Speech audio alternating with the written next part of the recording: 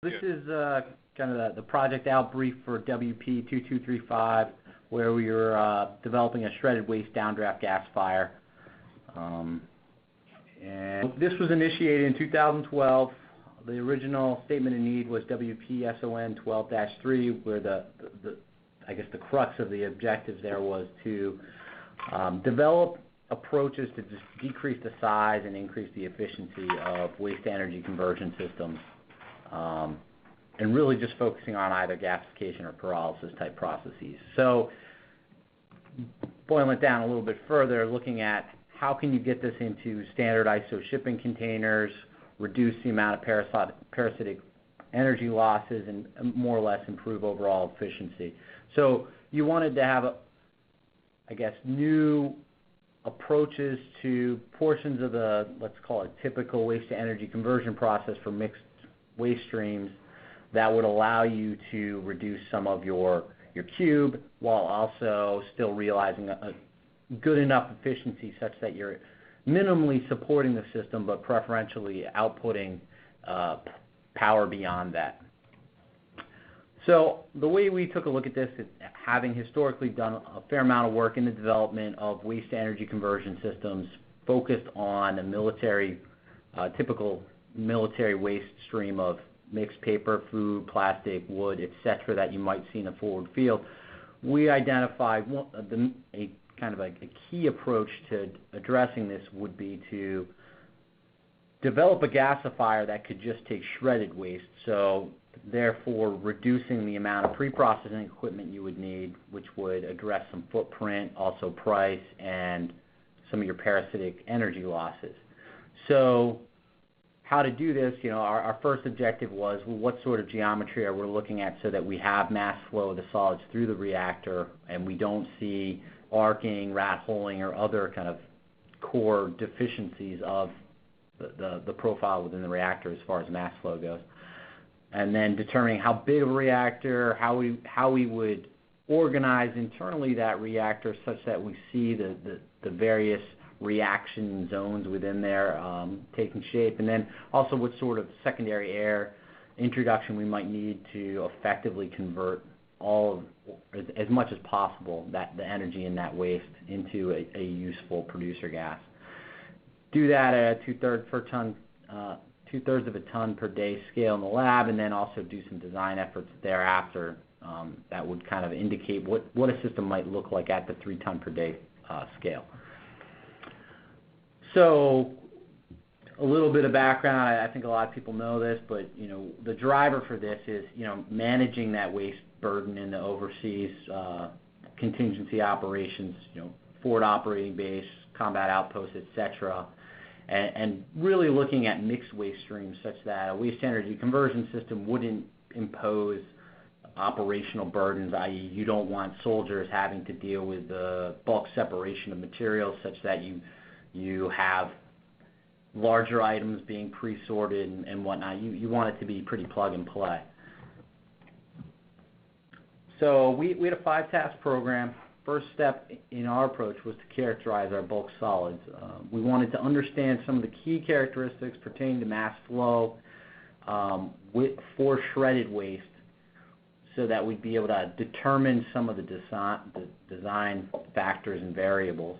And then also looking at how do we play with those in the task 2 such that we might achieve our desired throughput. So in task 2, we took the outputs of task 1 to develop some various reactor designs, and we down kind of selected those to things that we thought were most practical and having the highest probability of success, i.e. things that weren't too tricky, things that looked like they might have the best potential to be robust in the field, because again, we don't want to develop a technology that would be a logistics or operational burden, don't want kind of involved maintenance cycles and things of that nature. After the design phase, we went ahead and fabricated and operated the gasifier under varying processing conditions, including different introduction of secondary air and whatnot. And then we did some modification, further operation of the gasifier, and we did this both with kind of a simplified shredded waste being just paper and cardboard, and then we also expanded that to include food and plastic to be a little bit more representative of what would be anticipated for forward operation. And then finally, we wrapped up the project by doing some design efforts, both looking at how we might improve the gasifier itself, and then also what a 3-ton per day gasification system, soup to nuts, from trash in to power out, plus your residual solid waste coming out, might look like. So this slide here just kind of gives you an overview of what our work plan looked like. It was a pretty straightforward effort. Tasks 3 and 4 kind of iterated together with one another. Task 1 would really set the program up for success in terms of ensuring that we had the right data to work from so that our designs might be realistic and we could see what we might expect operationally. And then the last half a year or so was more focused on wrapping up task 4 and driving into some of the design efforts. So what we learned from task 1 was certainly, I guess the key output there was what sort of wall angle might we need such that we can effectively process shredded waste in a mass flow schema, if you will, through the reactor, with mass flow there being kind of key such that we're able to efficiently move things through the reactor, get as much conversion as possible, and move on to fresh waste so that we don't have too high a residence time. So we were looking at things like cohesive strength. How does the waste itself stick together? What's its propensity for arcing and rat holing as a function of kind of reactor diameter? Compressibility, so how likely is that feed to densify during, let's say, the processing of it through the volume and through the height of that reactor? Preferably, we want to see a controllable compressibility such that we can predict how things might move through that reactor. We want to look at, of course, wall friction, since that would determine, how likely the waste is to tend to, stick to or kind of stagnate at the wall zone. Any stagnation at the wall, of course, would lead to kind of a less than ideal mass flow through that reactor, and also decreased efficiency of conversion. And then permeability. Pressure drop across the reactor, looking at how well are we able to drive both primary and secondary air through this bed of reactant. Since it's an air-driven reaction, we wanted to ensure that we had the right type of permeability such that we'd be able to introduce enough reaction air in the vicinity of the reactants such that we got kind of a good conversion. So, as we expected, if you're just shredding the waste, you're going to see rat holing and arcing. So what we needed to do was have kind of this diverging cone type of scenario, an upside-down cone, as opposed to what you might traditionally think of for a reactor, where you might have a consistent cross-section across the majority of the height, and then at the bottom you would taper down. We actually tapered out as you went down the reactor, down the height of the reactor. So then in task 2, we went ahead and did some designs. We looked at various cross-sections from a geometry perspective. We looked at, how high we might, or what sort of height we might need, where we might be able to introduce the secondary air, and then how the base itself might work. Of course, relying on the base to facilitate the removal of solids, so that in the absence of that drop, in the absence of an efficient conversion, we're still moving mass through there and converting, and we're not seeing a lot of stagnation or, let's say, plugging of the reactor. So we generated things with the oval, circle, and rectangle type cross sections, and did some simulations to down select further. Here are just a couple of designs. We really arrived at a rectangular cross section as being the best approach. For one, it was easier to construct in the lab. We felt like we were going to have better control over the placement of nozzles for secondary air introduction, and we felt like we also saw sufficient mixing of the reaction airs and sufficient penetration of the secondary air further down that reactor. With this type of cross-section, we didn't need to mess around with kind of like an oval or other, circular type of cross-section. So again here, what we did, this is the design for the actual reactor that we fabricated. We ended up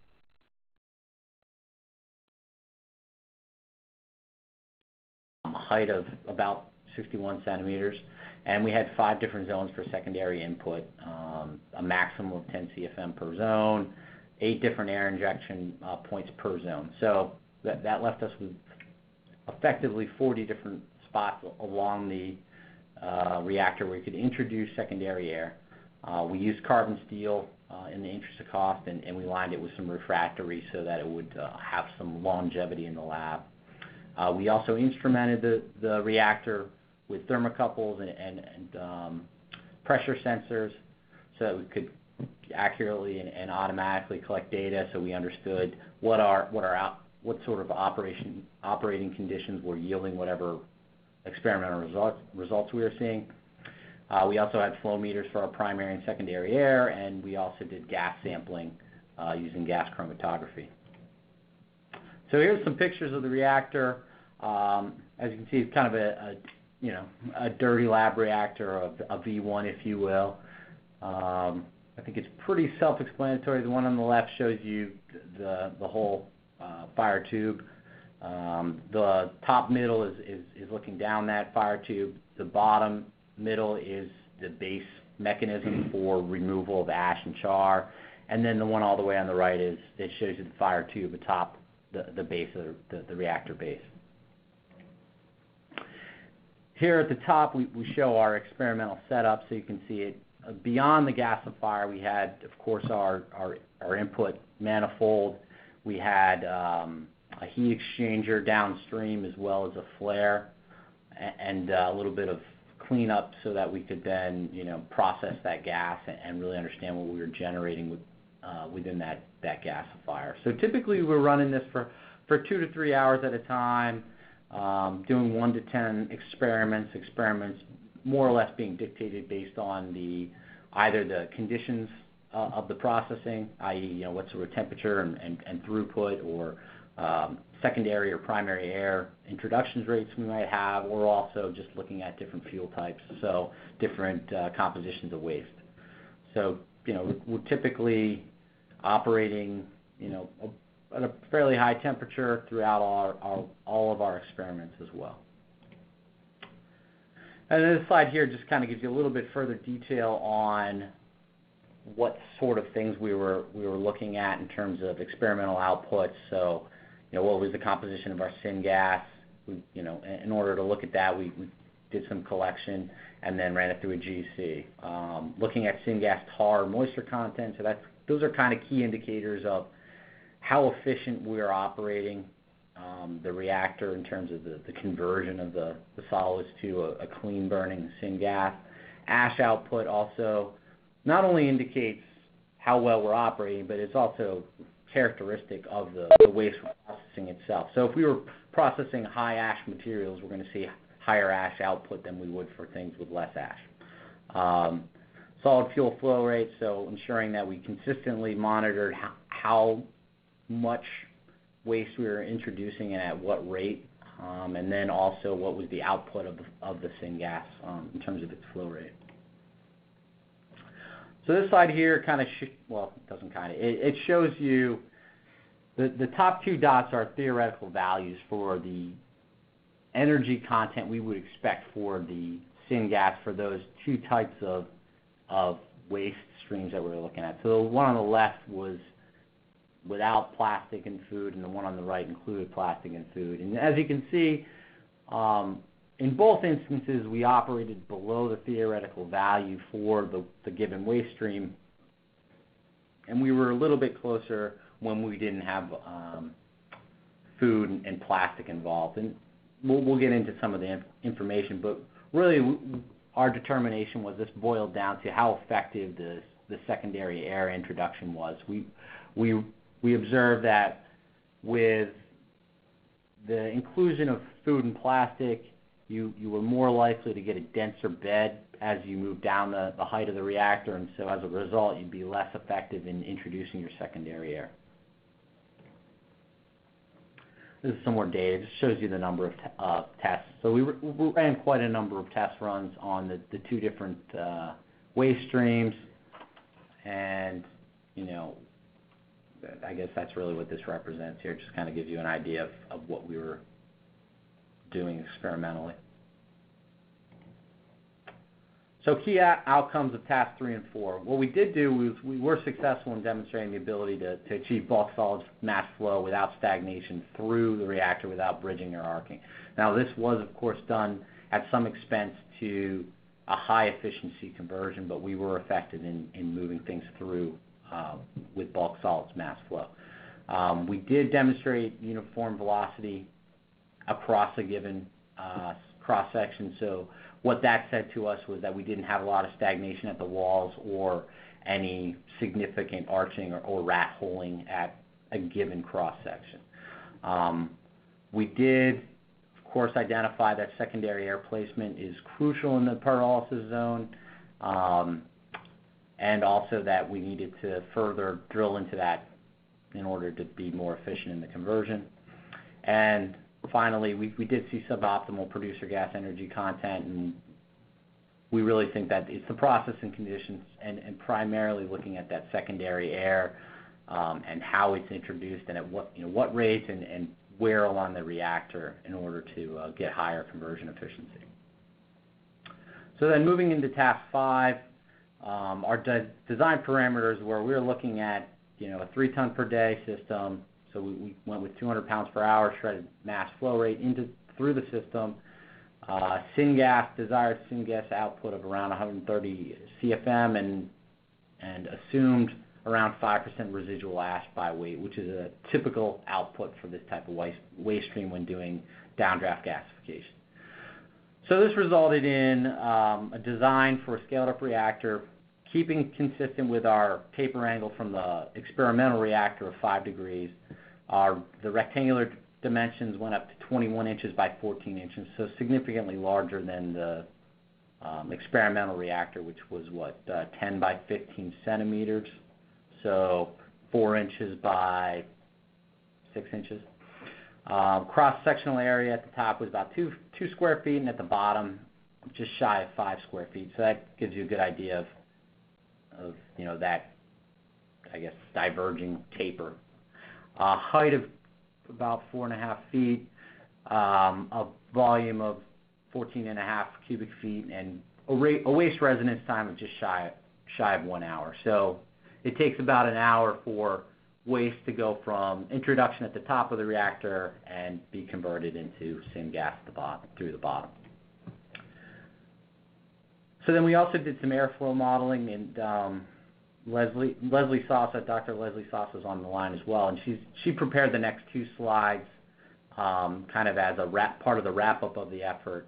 So I'm going to hand it over to her to just touch base on these really quick.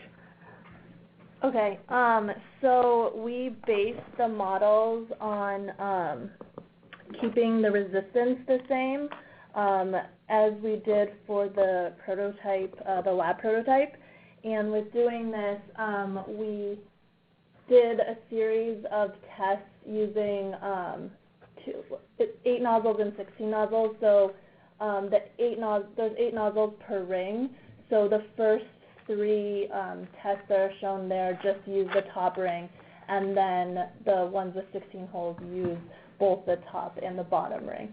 And we varied the secondary air percentage based on the total air from 50 to 80%, and then the penetration depth just indicates how far the secondary air was able to penetrate into the middle of the gasifier.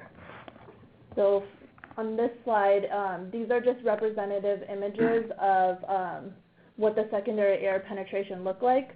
So the one on the left is 8 holes, so just the top ring with 50% secondary air, and it had a penetration of 3.88 inches into the center.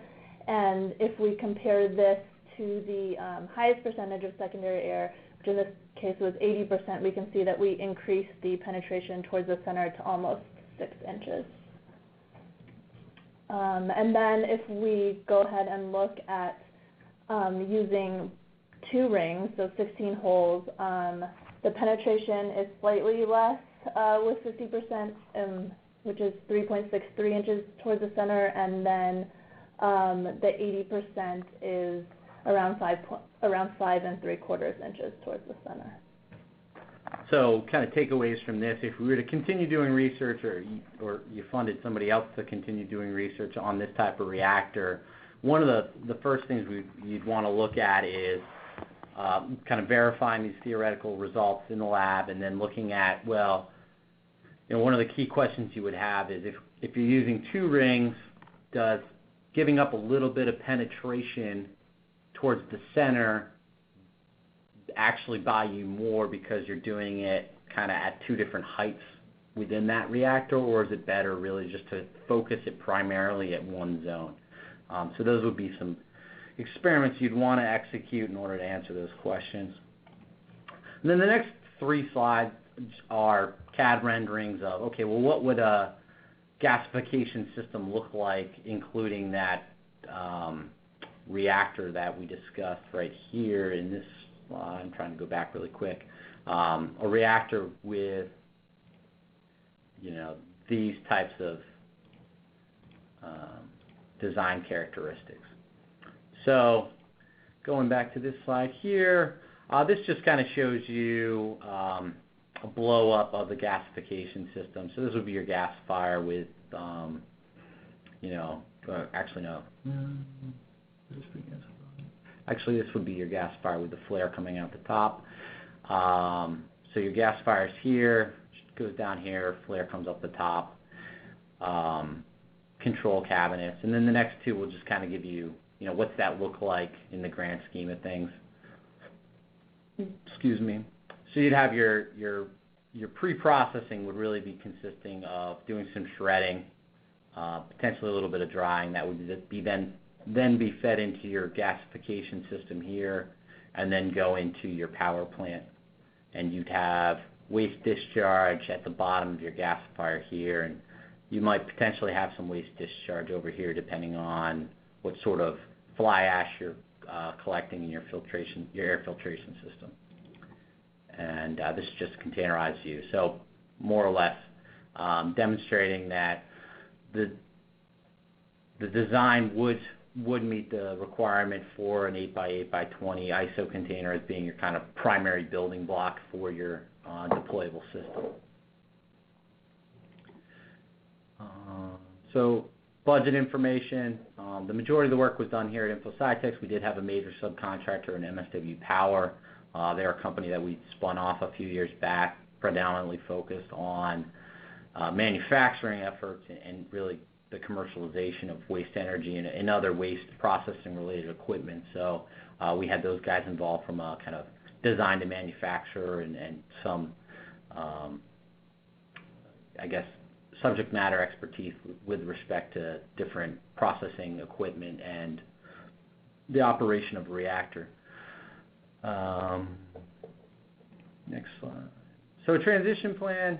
I think what we did accomplish here was we demonstrated that it is viable to go ahead and utilize this type of reactor to reduce your upfront pre-processing equipment down to a shredder.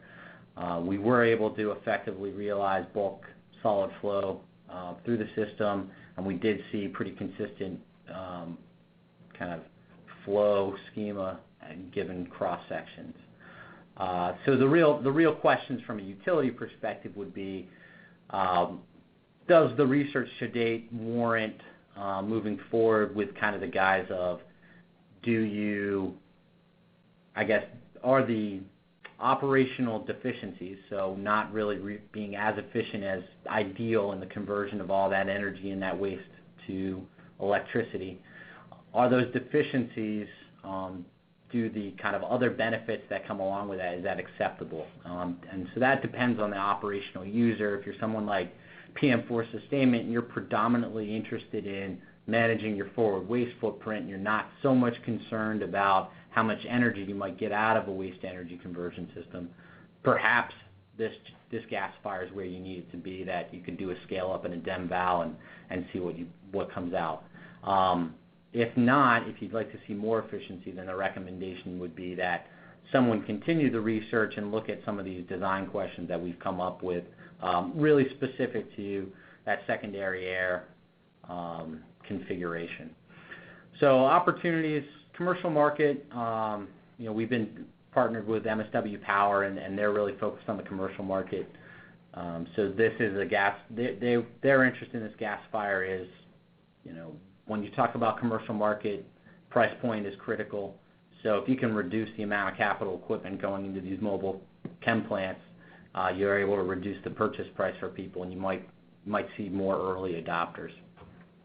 With respect to the DOD, we do at IST have a project ongoing with NATIC called BWEC, which is looking at a more traditional pellet fuel-based gasification system and putting that into a tighter cube.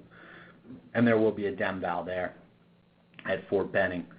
So things to look at here would be, gap analysis of the SWG versus waste management requirements put forth in PM for sustainment CPD.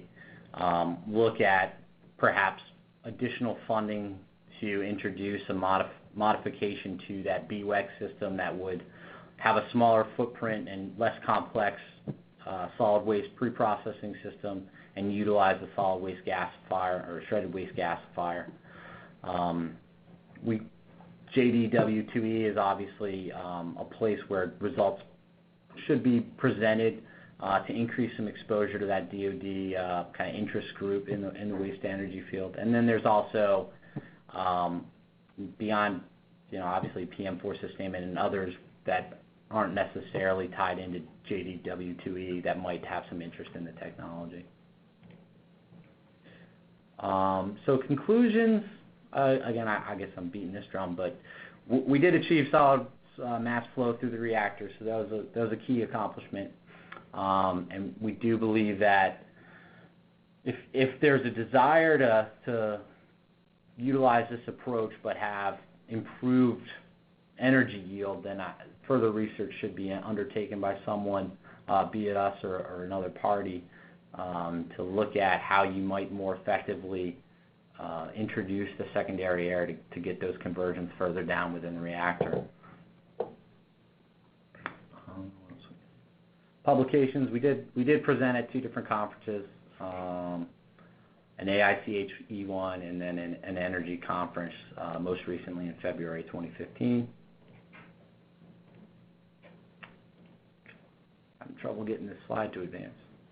I think that's it. Oh, I'm already at the end? That's why. Okay. So that concludes the run-through of the slides. I guess it's Q&A time. Sounds good. So I have a couple of questions. I think it's slide 14, but the results task 3 and 4 slide where you have the blue dot and the red dot representing, yeah, there you go. So can you give me a little bit further of an explanation of sort of the difference between the waste once you add plastic and I guess food to it? Sure.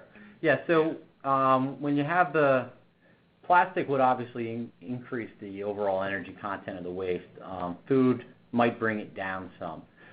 So that's why your theoretical value of in terms of the producer gas energy content, so your I guess maximum energy we might expect out of that given waste stream there would be higher when you have more than just paper or cardboard present. And we actually, the reason, in my opinion, the reason why we didn't realize kind of higher but still below theoretical value of the energy content for that producer gas associated with the waste stream that included paper and plastic and food was because we saw kind of a denser bed as you move through the reactor, and as a result we were getting poorer penetration of that secondary air. And because the secondary air wasn't able to penetrate as far, you're more or less starving off those, So further what does reaction. that ultimately result in? Is your ash bed then not completely converted? Yes. Yeah. So you would have a less converted ash bed.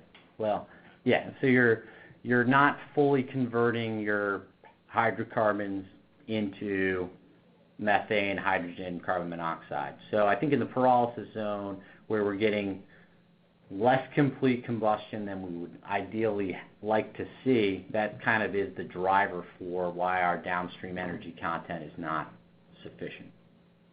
And can you do you quantify how much tar is coming out, and therefore how much of you're not getting, how much incomplete combustion you're getting in that sense?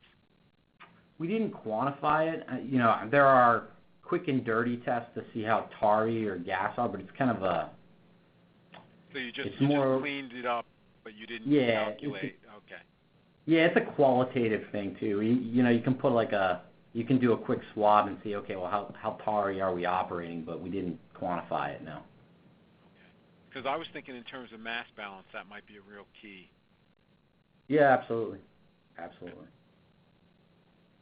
Okay. Are there other questions? I don't want to.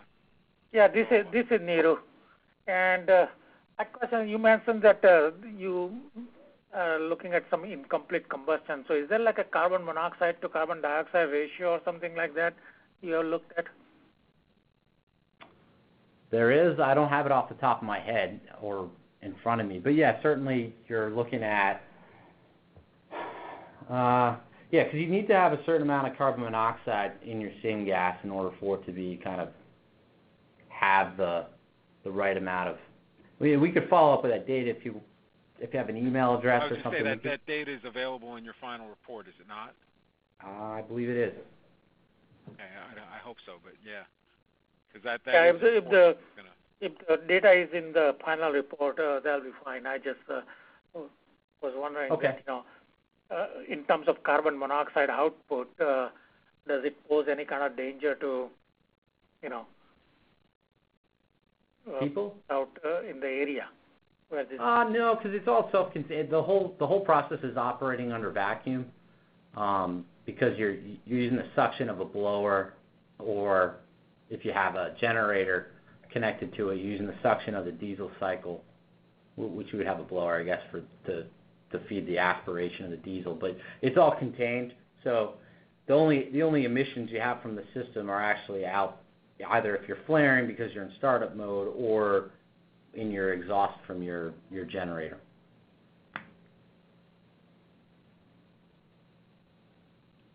All right. I guess one further question I would have is so in just your comment on this is all I'm looking for, but is some of what you're doing applicable to what you're doing now in the BWEC system, or are they totally different? They're different only because, I mean, this project was focused on looking at kind of shifting our thinking with respect to how you go ahead and design a gasifier.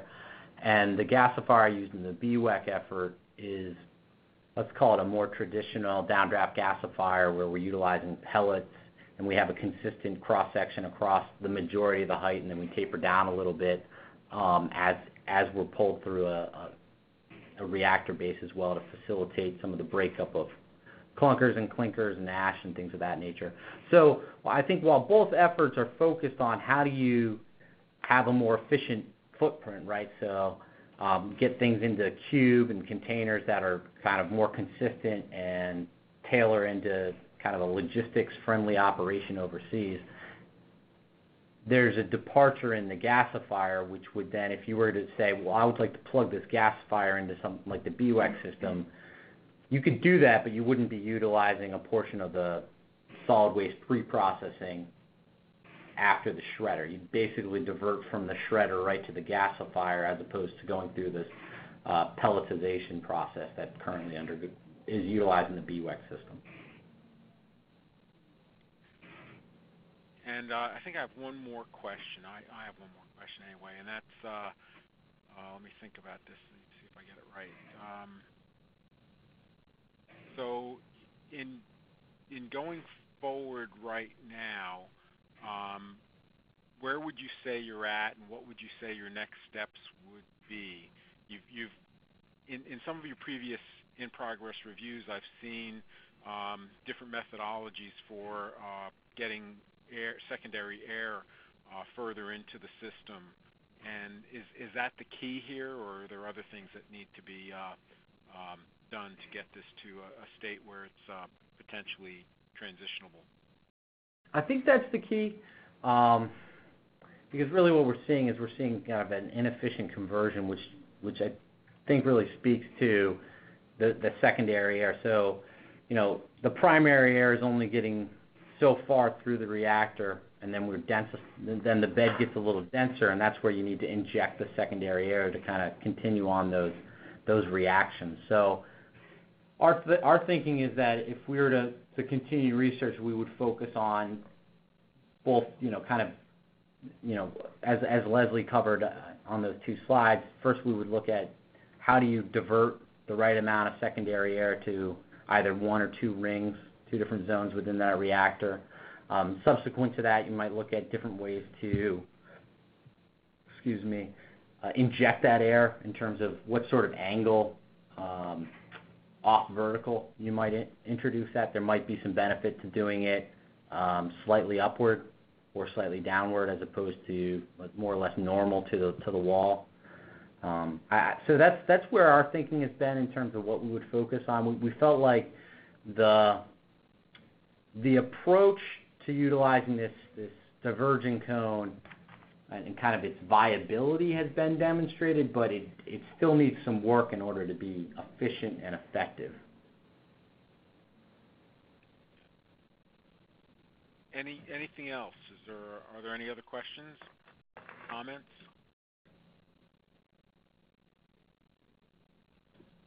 Okay, well, I want to thank you, Mike, and your team for presenting to us today, and appreciate the work you did. Thanks. Appreciate the support. Okay. All right. Bye, everyone, and have a good week. You too. Thanks.